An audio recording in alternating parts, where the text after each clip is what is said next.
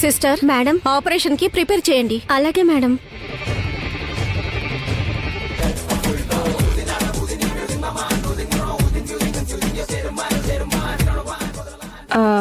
అలేఖ్య, నీకు వాళ్ళు చేసింది తప్పే, కానీ కడుపులో బిడ్డతో చెలగాటమాడటం పాపం కదా.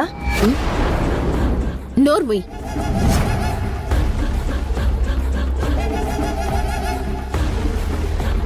Alekhya, what happened? ఇప్పుడు మనం చేసింది తప్పు అని ఈ ప్రియ అంటుంది. అలేఖ్య, లైట్ తీసుకో, టేక్ ఇట్ ఈజీ. నీకో విషయం చెప్పనా?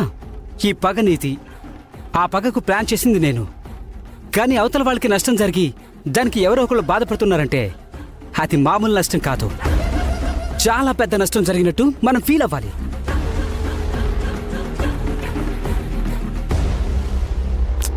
అంటే ప్రియ చెప్పింది కరెక్ట్. ఆ చిన్న పాముని కూడా పెద్ద కర్రతో కొట్టాం. ఒక్క అగ్గిపుల్లతో ఇంటి మొత్తాన్ని తగలబెట్టామన్నమాట.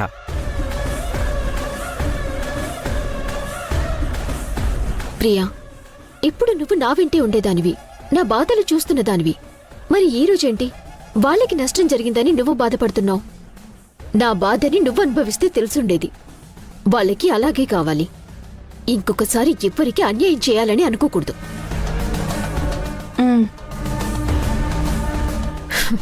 ఆ భూమి నాకు సహాయం చేస్తున్నట్టు నటిస్తూనే నాకు వెన్నుపోటు పొడిచింది. వెన్నుపోటు పొడవడం అనేది వెన్నతో పెట్టిన విద్య అని నాకు తర్వాత తెలిసింది. అప్పట్నుంచి భూమి మీద పగ పెంచుకున్నాను. ఈరోజు ఆ పగని తీర్చుకున్నాను. ఇంక నేను బాధపడాల్సింది ఏమీ లేదు.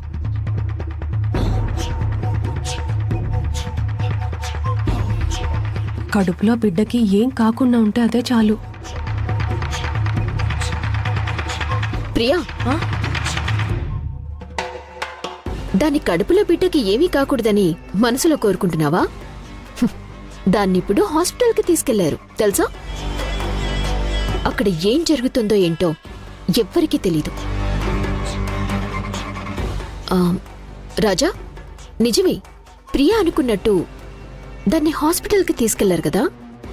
దాని కడుపులో బిడ్డకి ఏం జరగకుండా, ఎలాంటి ప్రమాదం జరగకపోతే ఇప్పుడు మనం బాధపడాలి కదా. వాళ్ళు హాస్పిటల్కే తీసుకెళ్లారు, కానీ కాపాడలేరుగా.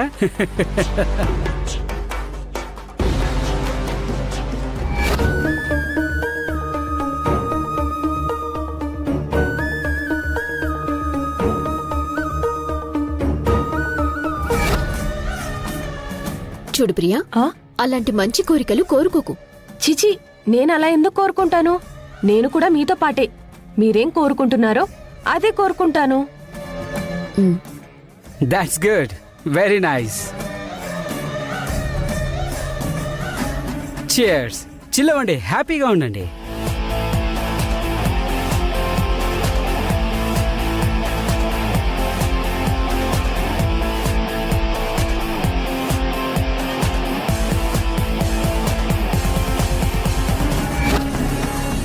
ఈ దెబ్బతో ఆ మాధవ్ పని అవుట్.